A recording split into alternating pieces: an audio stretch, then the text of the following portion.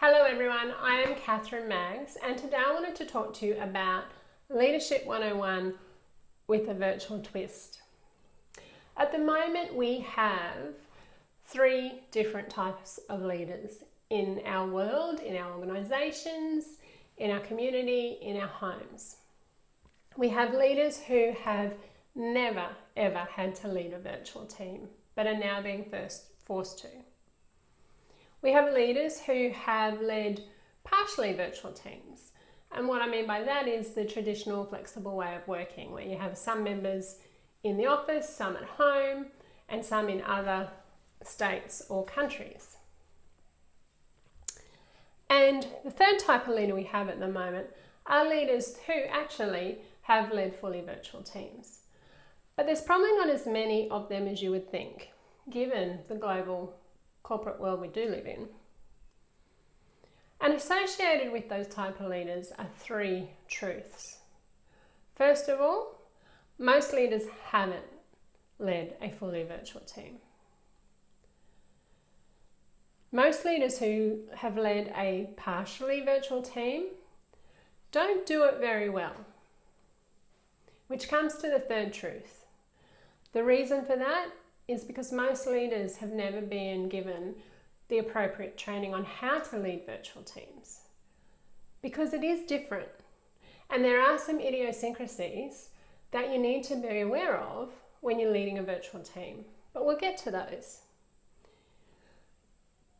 Before we get to those, the most important thing you need to be doing, especially if this has been forced upon you and your team, and it's the first time you've ever led a virtual team, you need to go back to basics. Remind the team of the vision of the organisation, the vision of the team, what they're there to do and achieve. Because they're going to need this reminder as to why they're doing this in this crazy environment, when everything else outside them seems to be chaotic. What is the mission or the purpose of the team? Why are they getting up every day and continuing to work from home when potentially they've got other people in their home who've lost their job and aren't working at all, or are in self-isolation? They need to have and be reminded of the reason they're getting up and doing this every day. Link it to the customer or helping the community get through this crisis, whatever it might be. Give them a reason. The team's values, it's important to revisit those. Now, they might not change significantly, but the structure, the frameworks, the artifacts that you have that support that may. How are you going to work together in this new virtual world? How are you going to treat each other? How are you going to hold each other accountable? So you need to revisit that and that framework and work with the team on what that charter might look like. You need to be providing really clear direction regularly. Setting it once will not be enough in a virtual world, especially with all the uncertainty that's going on around them. You need to over-communicate in a virtual world. And again, given why you now find yourself in this virtual environment, you need to over-communicate. There is no such thing as too much communication when you're leading a virtual team in an uncertain environment. And connection. You need to be able to create connection. That is vitally important, especially if many of your team members live alone. And especially if your team leaders are used to coming into a physical office where they're socially connecting with people every day. They're going to find themselves very lonely. And we'll get to many of those elements in a little bit. So what are the differences when you're leading a virtual team? There's 5 key practices as a leader that you should start implementing when you're leading a virtual team. The first is emphasizing your responsiveness. This is critical because they can't see you. They don't know if you're in the office or not in the office. They don't know how to get hold of you. They don't know the best time of day to get hold of you. They don't know when they might get a response because they can't just walk up and talk to you.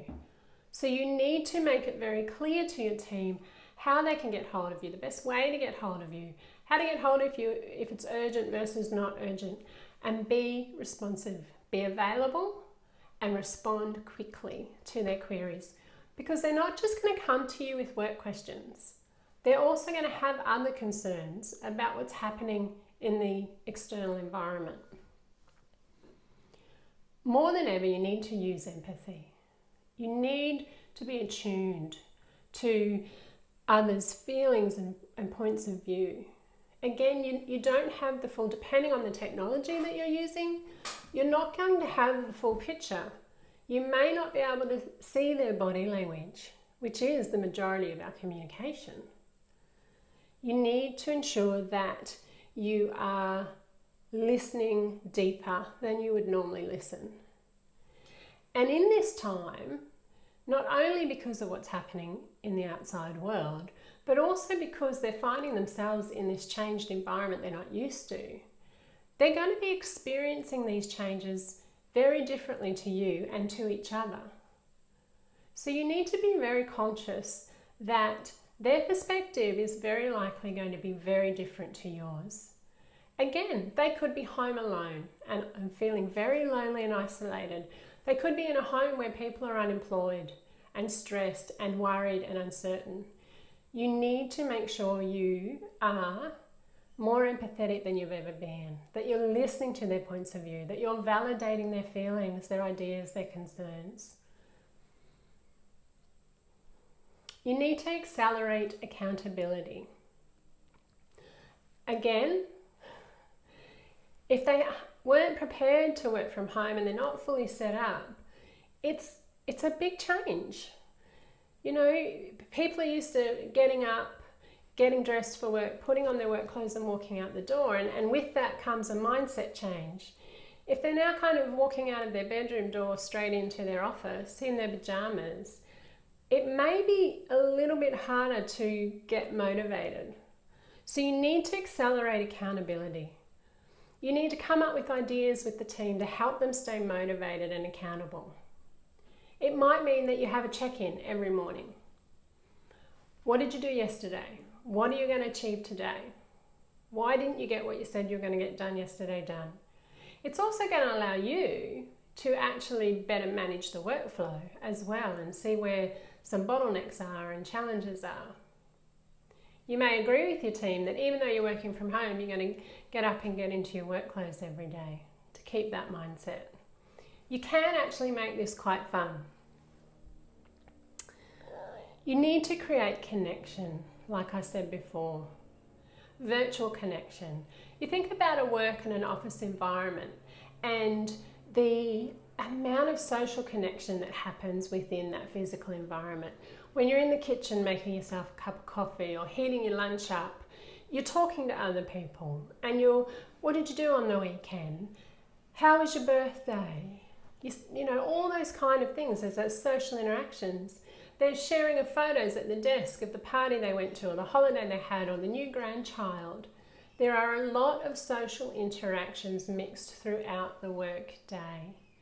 And they're key for the team feeling like they belong and have a place and value within that community. So how are you going to continue that in a virtual world? It's critical to create that social connection. And again, you can have so much fun with this. It might be a virtual morning tea where everyone brings their own cup of coffee and a muffin or whatever it might be. You could, if you've got the budget, you could send pizza to everybody's places on the Friday afternoon and have a drink and some pizza before you all start your weekend. But make sure you're finding ways to create that social connection with the team. And the fifth one is help, which kind of sounds, I don't know, obvious in a way. But you want to be preempting what your team might need help with. Remember, this can be a very different, big change for some people that have never had to work from home. Not just from a mindset point of view, but from a social isolation point of view, from a lack of clarity, direction. It can impact people in so many different ways. So preempt what you think they might need help with. Create a helping mindset within the team. Get them all helping each other, because everyone will have strengths, and you'll have people in your team that have really strong strengths with technology and digital, like social apps and all that kind of stuff, and they can help each other create these new ways of working as a virtual team. You need to ensure, as I said, that you're responding really quickly to those support questions. They need your help now more than they probably have in a long time. And the other important thing as a leader is ask. You ask for help if you need help, because this is just as overwhelming for you as it is for them. So if you need help, make sure you're asking for it. And equally, if your team aren't asking for help, ask them what they need help with. So they're the 5, critical practices that you need to, on top of all normal leadership practices, that you need to be focusing on in a virtual world. Now, as I said earlier, there are some really key back to basic 101, leadership 101 things that you really need to be focused on. You need to establish that really clear direction. You need to create those ground rules. As I mentioned, how are you going to work together? How are you going to hold each other accountable? What are the expectations when you're living in this virtual world of your employees? How often do you want them to touch base with you? How often do you want them to touch base with each other? You need to make sure you're managing the workload effectively. Because if you've got someone working ridiculous hours picking up the slack for someone who's all of a sudden slacked off because they're having that trouble kind of switching off from work and home because they're home all the time, you need to have ways to effectively manage that. You need to be providing that social interaction and that connection. That is critical. You need to obviously display social cultural sensitivity where that applies. And remember, we're using technology very differently than what we have in the past. And you're going to have to come up with really creative ways to use it effectively. So whatever technology you've got at your disposal, make sure you're using it the most effective way you can to keep your people connected and to keep them accountable and to ensure that they have that direct link, that accessibility to you as their leader. And lastly, communicate, communicate, communicate. You cannot over communicate to your team in any virtual team, let alone a virtual team that's working within an uncertain environment like we are at the moment. So essentially, they're the key points I wanted to capture and talk about today. There's a lot in there, I know, which is why there's 2 things that you can do. First of all, tonight I'm holding my virtual Women, Wine and Wisdom event. The link is down below. It's free, and we are, as women, female leaders, helping each other work through this crazy time of leading teams virtually. We're going to be vulnerable, talk about what's puzzling us, what's frustrating us, and help each other out and give each other some wisdom. So if you're interested, click on the link below. It's not too late to register.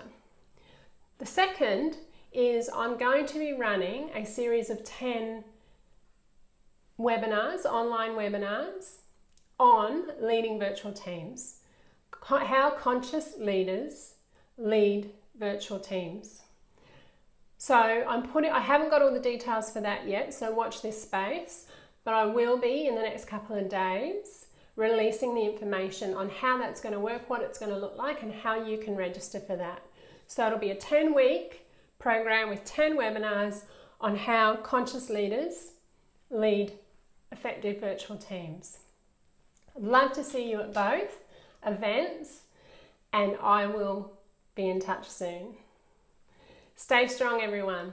We're stronger together. Bye.